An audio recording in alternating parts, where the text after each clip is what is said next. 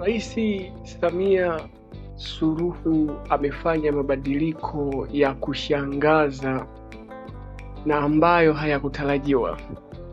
Makala hii inaeleza sababu za Rais Samia kufanya mabadiliko haya muda mchache tu baada ya kutoka ziara. Kwanza tuangalie mabadiliko yaliyofanywa, kisha tutamalizia na sababu za mabadiliko hayo. Mabadiliko yametokea katika wizara mbili.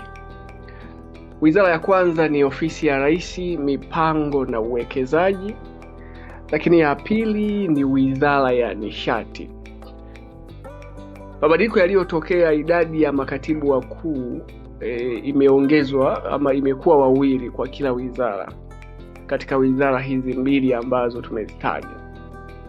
Katika ofisi ya Rais ameteuliwa Dr. Tausi Mbagakida na Dr. Fredi Matola Msemo. Katika wizara ya nishati huyu ni Dr. Jarus Peter, anakwenda mafuta na gesi asilia. Lakini pia ameteuliwa mhandisi Felchesimi Josin Mramba, huyu anakwenda umeme na nishati.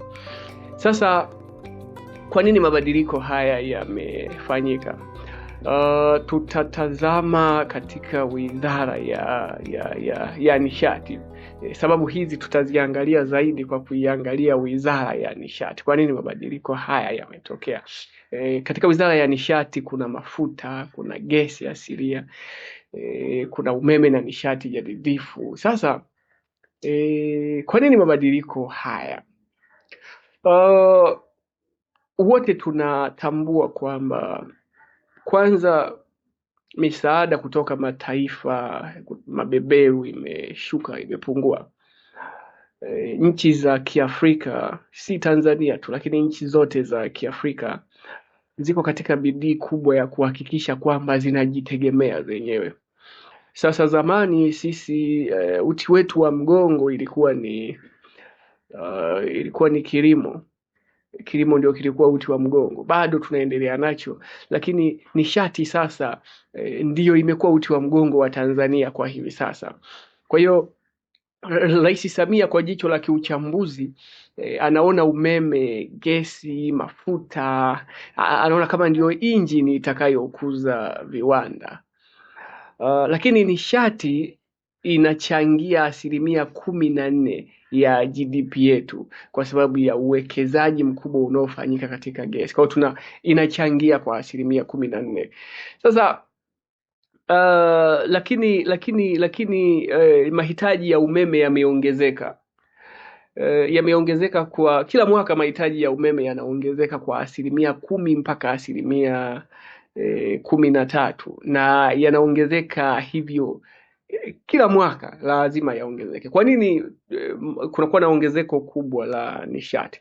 Ni kwa sababu ya viwanda. Viwanda vinaongezeka nchini Tanzania, kwa hiyo umeme unakuwa unahitajika kila siku. Lakini kuna ongezeko kubwa la watu na kuna kukua kwa miji, kunapelekea uhitaji wa nishati. Sasa mahitaji ya umeme yanapoongezeka, lazima uwekeze nguvu kubwa katika nishati ili iweze kuendana na kile ambacho kinahitajika katika jamii. Lakini sababu nyingine ni changamoto za umeme za miaka iliyopita. Tunatambua kwamba miaka iliyopita tumeshuhudia mgao wa umeme.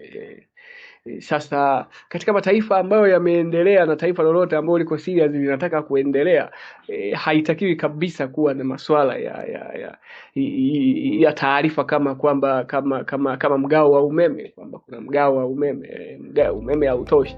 Haitakiwi kabisa. Sasa tumepitia changamoto za umeme kwa sababu ya kukosa maji, lakini pia sababu nyingine ni kuongezeka kwa uhitaji wa umeme. Kwa hiyo kutia nguvu hapa kuweka makatibu wawili, maana yake ni kwamba unakwenda kuhakikisha kwamba hatubaki tena ama haturejei tena kule kwenye masuala ya migao ya umeme. Lakini tunaona kwamba Rais Samia anataka ifikapo mwaka 2030 wakati anaondoka, yeye kwa jicho la kiuchambuzi ukitazama vizuri unaona anataka akimaliza muda wake awe ameshaongeza umeme kwa 72%. Nataka umeme tulionao leo mpaka anaondoka uwe umeongezeka kwa kiwango cha 72%. Kwa hiyo anapanga kuongeza nishati zaidi kutoka vyanzo mbalimbali, sio tu kwamba tutegemee maji, lakini yeye anakiona chanzo cha maji kama ni chanzo kizuri, lakini anatamani tupate umeme kutoka nguvu ya jua, sola. Anatamani tupate umeme kutoka upepo, tuna upepo mwingi sana, lakini anatamani tupate umeme kupitia gesi. Pengine ndio sababu anawekeza nguvu hapo. Kwa hiyo Rais Samia anawekeza nguvu katika nishati kwa sababu Tanzania sasa inategemea mafuta, inategemea gesi, inategemea umeme kama uti wa mgongo wa uchumi wa taifa letu. Sasa kwa ujumla na kwa kumalizia, Rais Samia Suluhu amefanya mabadiliko kwa wakuu wa mikoa. Kanali Yahya Ramadhani Kido ameteuliwa kuwa mkuu wa mkoa wa Kagera akichukua nafasi ya Bi Fatuma Mwasa, na Kanali William Msengi ameteuliwa kuwa mkuu wa mkoa wa Mtwara. Kanali Msengi anachukua nafasi ya Kanali Patrick Kenan Sewala ambaye atapangiwa majukumu mengine. Makatibu wakuu kama tulivyotaja, Dr. Tausi Mbaga Kida ameteuliwa kuwa katibu mkuu ofisi ya Rais mipango na katibu mtendaji wa Tume ya Taifa ya Mipango. Dr. Fred Matola Msemwa ameteuliwa kuwa katibu mkuu ofisi ya Rais uwekezaji. Balozi Waziri Rajabu Salumu ameteuliwa kuwa katibu mkuu Wizara ya Viwanda na Biashara. Balozi Salumu anachukua nafasi ya Dr. Hashir Twaibu Abdalla ambaye atapangiwa majukumu mengine.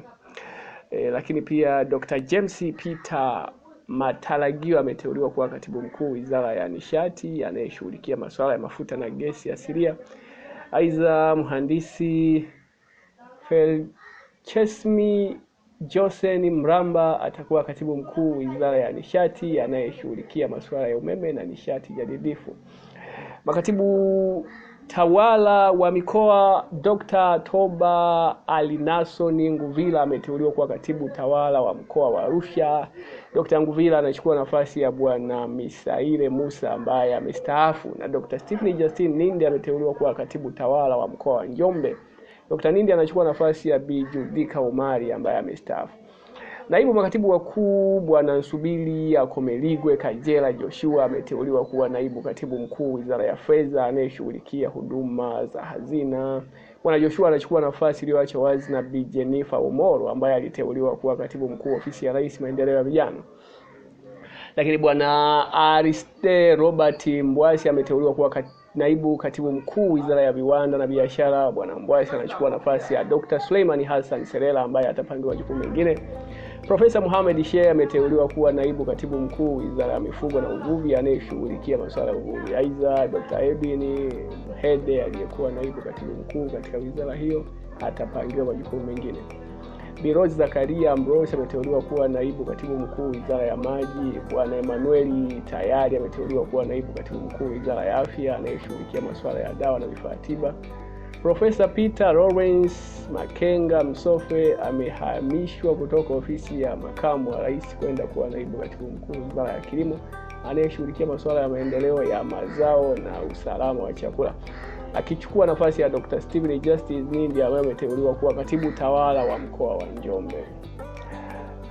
Lakini Dr. Fabian Magawa Madele ameteuliwa kuwa naibu katibu mkuu Wizara ya Mifugo na Uvuvi anayeshughulikia masuala ya mifugo, na Balozi Baraka Halani Ruvanda ameteuliwa kuwa naibu katibu mkuu ofisi ya makamu wa rais anayeshughulikia masuala ya mazingira. Naibu katibu mtendaji wa Tume ya Taifa ya Mipango Bwana Sostenes Laurendi Kewa ameteuliwa kuwa naibu katibu mtendaji Tume ya Taifa ya Mipango anayeshughulikia masuala ya ufuatiliaji na tathmini.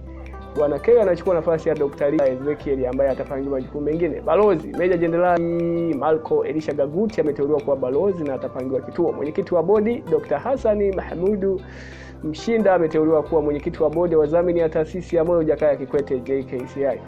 Sasa uapisho wa viongozi hawa walioteuliwa, viongozi wateule, utafanyika kwa tarehe itakayopangwa baadaye.